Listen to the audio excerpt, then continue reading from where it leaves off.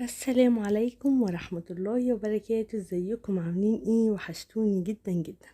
النهاردة هنعمل مع بعض كده أكلة حلوة وسريعة، حشو فراخ. تمام.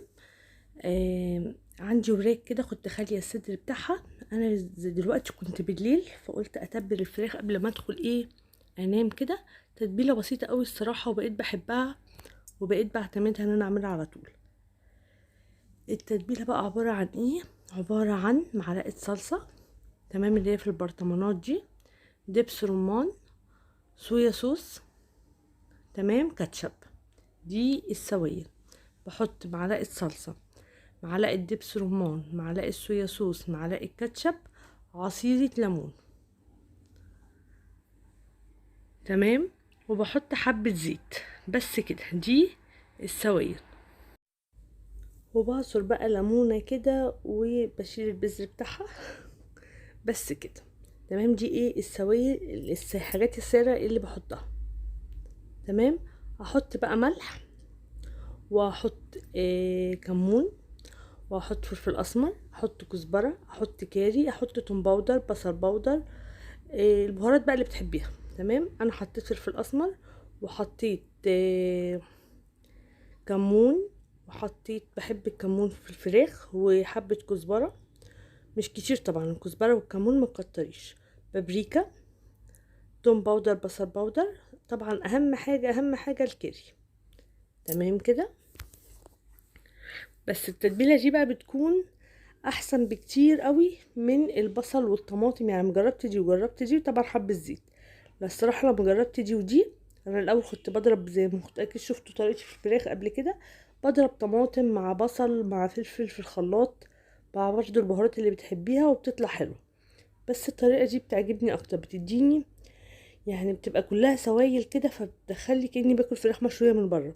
بجد بتبقى طعمها احلى كمان من الفراخ المشويه اللي بناكلها من بره. جبت بقى، دي كانت وراك بس مش فرخة كاملة، كنت انا خالية الصدور بتاعتها، جبتها بقى وبدأت خرمتها كده، وبدأت ادخل الحشو كده جواها زي ما انتم شايفين.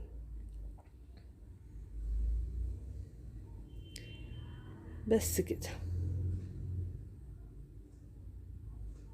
وهسيبها بقى في التلاجة لتاني يوم، تشرب بقى من التتبيلة ديت. تمام. بجد بتبقى حلوة قوي. لازم التتبيلة دي تبيتوها في التلاجة دايما، انا بحب اعملها كده.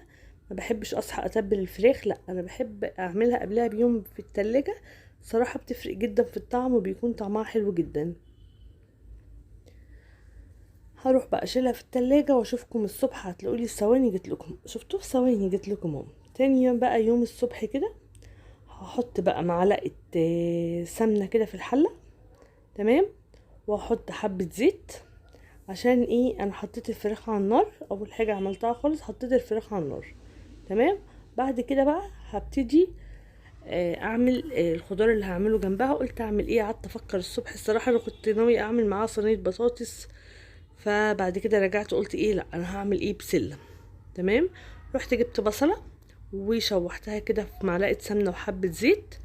تمام. وعندي بسلة مفرزاها في الفريزر بالجزر وكده، طلعتها وهحطها على طول كده زي ما انتم شايفين.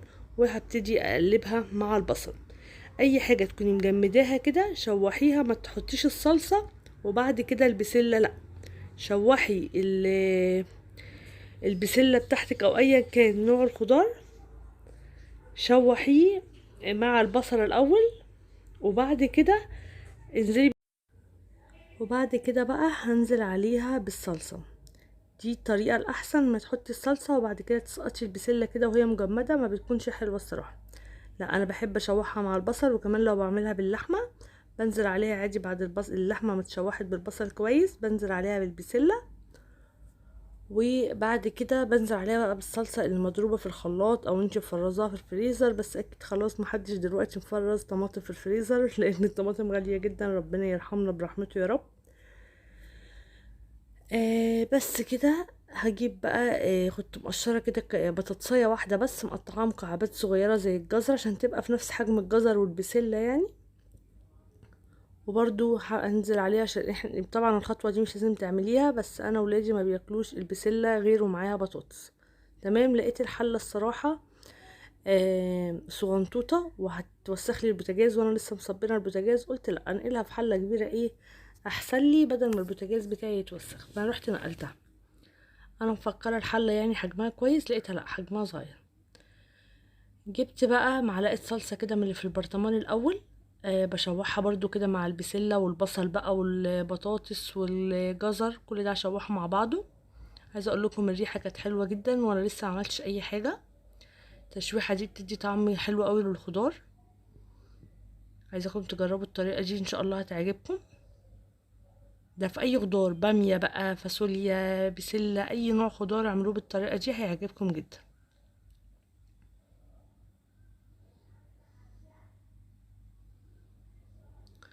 نزلت بقى كده ايه بالصلصه، وهحط ملح وهحط حبه قولوا معايا، ملح وحبه فلفل اسمر وبس، ما بحطش حاجه تانية على البسله.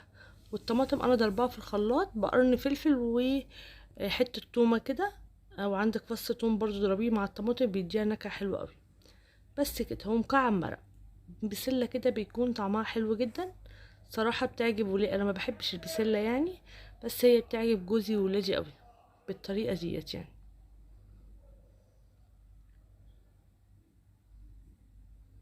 هسيب بقى البسله بتاعتي تستوي والفراخ بتاعتي بتستوي على عيني التانية. مرضتش احطها في الفرن، قلت هتاخد وقت، لا قلت هسويها من فوق كده وفي الاخر ايه ابقى اديها وش على الشوايه يعني وخلاص، عشان كنت مستعجله على الاكل وكده. طبعا احنا الايام دي بقى بدأنا دروس وكده، فربنا يقوينا يا رب ويعيننا. فبنحب نعمل الاكل كده ايه ما ياخدش مننا وقت خالص، عشان نركز بقى في الحاجات اللي ورانا التانية. جبت بقى الشعرية كده حمرتها في معلقة سمنة برضو وحبة زيت، وبعد كده هنزل عليها بالرز زي ما انتم شايفين. وانا كنت غالية مية في الكتل. المية بقى اللي في الكتل دي انا معايرة الرز سوري معايرة الرز وحاطة ميته في الكتل وبغليها تمام. انا بعاير الرز، ما بحطش المية كده عشوائي. هحط بقى حبة ملح،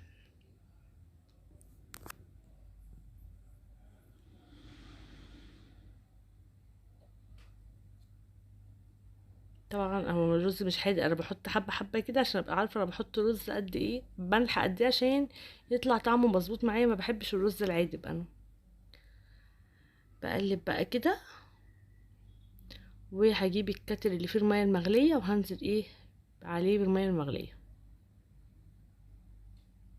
بس كده، كده الاكل بتاعي كان خلص، ما خدش مني اي وقت خالص. مادام مجهزه حاجتك من بالليل الاكل ما بياخدش اي وقت. وادي شكل اكلنا بقى بعد ما خلص. شايفين بقى منظر الفراخ بجد طعمها حلو قوي، جربوها.